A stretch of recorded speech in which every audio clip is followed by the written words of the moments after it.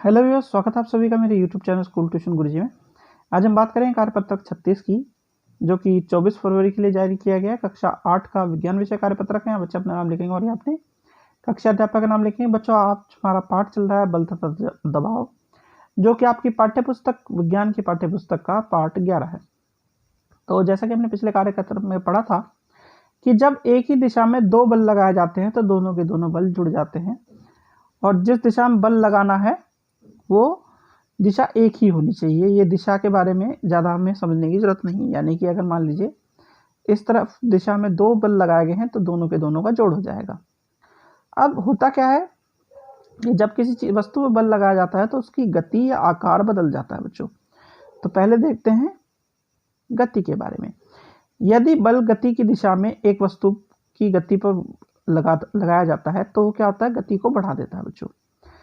और अगर गति की दिशा से विपरीत दिशा में बल लगाया जाएगा तो गति को कम कर देता है।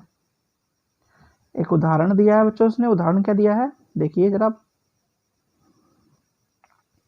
उदाहरण ये देता है कि गोलकीपर गोल को बचाने के लिए क्या करता है, गेंद को कूदता और उछलता है, जो अपनी तरफ जब आती है उसकी तरफ वो उसे क्या करता है, उछलती गेंद को पकड़ लेता है, जिससे बल जो गेंद में बल होता है वो रुक जाता है और वो वहीं पे रुक जाती है, और जिस वजह से गोल होने से बच जाता है। और दूसरी ओर क्या हो जाता है बच्चों, अगर टायर चल रहा है, घूम रहा है, तो उसी पे आगे जब बच्चा डंडा मारता है तो वो क्या करता है, आगे की ओर बल लगाता है, जिस वजह से उसे धक्का लगता है, और धक्का लगने की वजह से वो और तेज गति से अब आगे की ओर बढ़ना शुरू हो जाता है बच्चों।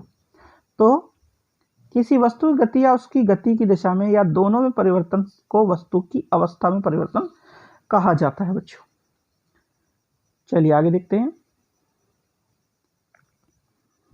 अब आगे क्या कह रहा है बच्चों, कुछ परिस्थितियां ऐसी भी होती है जिनमें वस्तु गति से स्वतंत्र नहीं होती। उदाहरण के लिए आटे की एक लोई को हाथों में दबाना या चपाती का बनना के लिए आटा की लोई को बेलना पड़ता है। ऐसी स्थिति में क्या होता है, लगाए गए बल से वस्तु के आकार में परिवर्तन हो जाता है।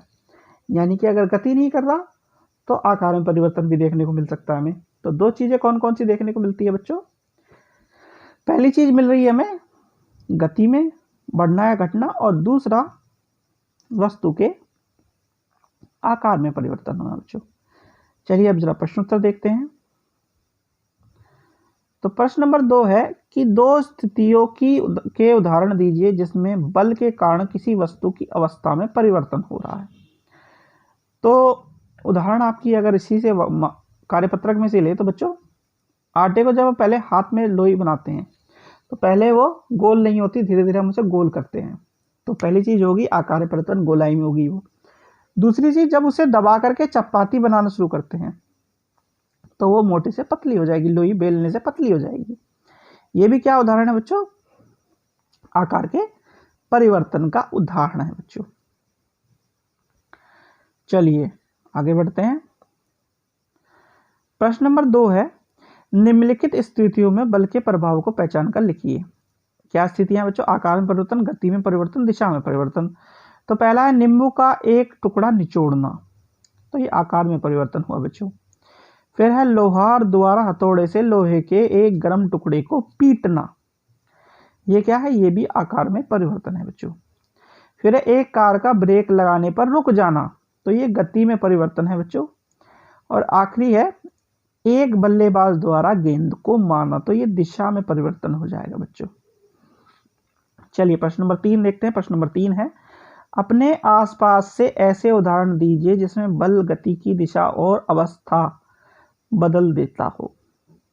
तो अपने आसपास में सबसे पहले बच्चों देख लेते हैं कि हमारे कार्यपत्रक में कौन कौन से उदाहरण दिए हैं जिसमें बल गति की दिशा को बदल रहा है।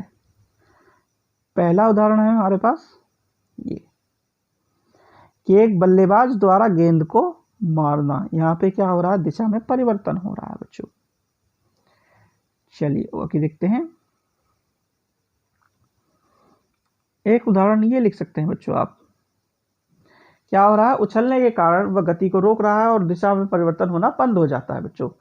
एक तरीके से लेकिन अगर आपको सटीक उदाहरण लिखना है दिशा में परिवर्तन वाला तो आपके लिए अच्छा ये होगा, क्योंकि इसके कारण गति भी हो रही है और अगर जिस हिसाब से इस डंडे को मारा जाएगा उस हिसाब से ये टेढ़ा इधर की साइड में सीधा या उल्टी साइड में चलेगा बच्चों।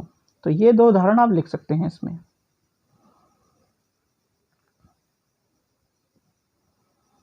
फिर है प्रश्न नंबर 4, क्या होगा यदि लगाया गया बल वस्तु की दिशा के विपरीत दिशा में है। तो अगर लगाया गया बल वस्तु की गति की दिशा से विपरीत दिशा में होगा तो वो ब्रेक के जैसे काम करेगा, जैसे कि उदाहरण यहाँ पे है कि एक कार का ब्रेक लगाने पर रुक जाना, ऐसा वो काम करेगा और उसे रोकने का काम करेगा। क्योंकि अगर एक ही दिशा में बल लगाया जाता है तो वो जुड़ जाते हैं और विपरीत दिशा में लगाया जाता है तो वो माइनस हो जाते हैं बच्चों। तो बच्चों ये हो गया आपका कार्यपत्रक कंप्लीट और वीडियो भी। आशा करता हूँ आपको वीडियो अच्छी लगी होगी। अगर वीडियो अच्छी लगी हो तो चैनल को सब्सक्राइब करें, वीडियो को लाइक करें, शेयर करें। Thank you.